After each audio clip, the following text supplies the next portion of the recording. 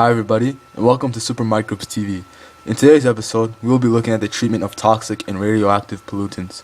So the microbes involved. When it comes to the actual treating of toxic material, there is a vast expanse of microscopic organisms which could be utilized in order for the process of the treatment to work. Some of the major microbes involved within this process include Deinococcus radiodurans. This microbe has recently gained interest for use in bioremediation because of its extreme tolerance for radioactive environments. They can survive for up to 17,000 grays, and in comparison, the average human can only withstand about 5 grays. By modifying the genes of this microbe, they can break down toxic chemicals such as toluene into CO2 in water. They're usually found throughout a wide range of environments, from elephant dung to even the vastness of the Antarctic. They're usually used for their strong resistance to radioactivity. This particular molecule has been found to be able to break down toluene, a toxic chemical often found in radioactive waste sites. The next microbe would be the Phanerohyte chrysosporium. It's considered a crust fungi in which flat-fused reproductive fruiting bodies are formed as opposed to the mushroom structure. The fungi exhibits an intriguing pattern of septite hyphae, which contains cross walls that divide the cytoplasm into different segments, resulting in a stronger line of defense. Phanerohyte chrysosporium can be found and discovered in forests ranging from North America to land in Iran and Europe. These fungi use extracellular enzymes, which are non-specific oxidizing agents such as hydroxyl radicals and hydrogen peroxide. The agents then aid in the cleaving of lining bonds.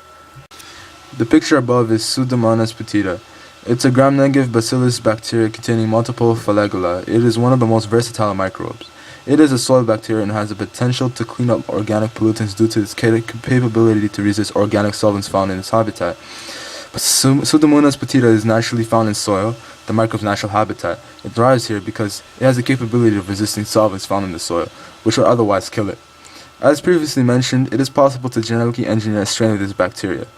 In one particular study, genetically engineered Pseudomonas putida were used to convert toluene, a toxic hydrocarbon byproduct of gasoline production, which can also be found in paint thinners, adhesives, polish, and in crude oil, and toxic chemicals as well, and it changes it into 4-hydroxybenzoate, a type of preservative.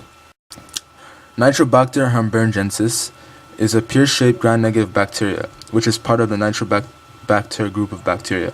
It is responsible for the oxidation of nitrite to nitrate.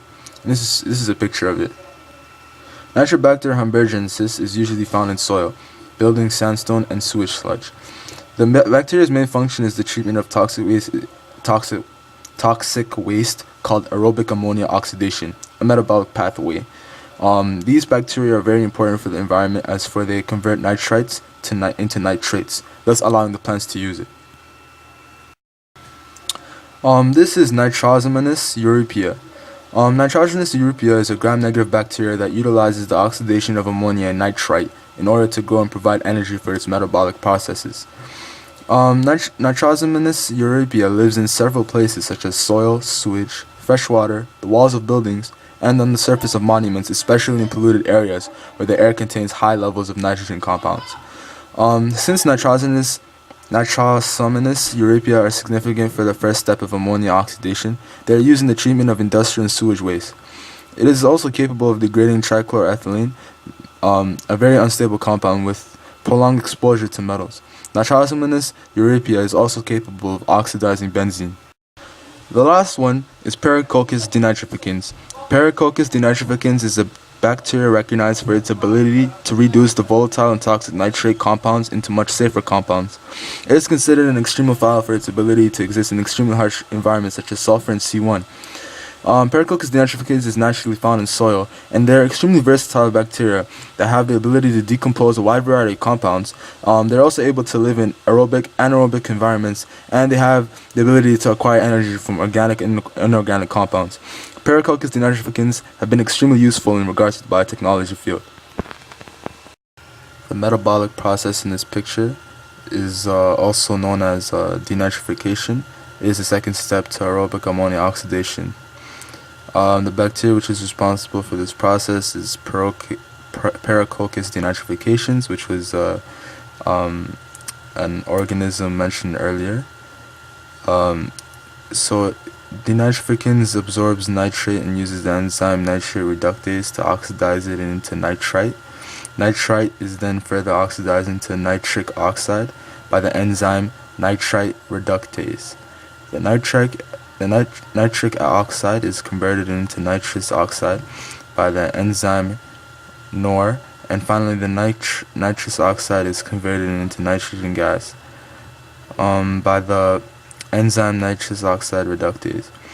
The Paracoccus denitrifications tends to be paired with Nitrosomonas europaea to clean up lakes and other toxified environments because they're able to completely recycle ammonia into nitrogen gas.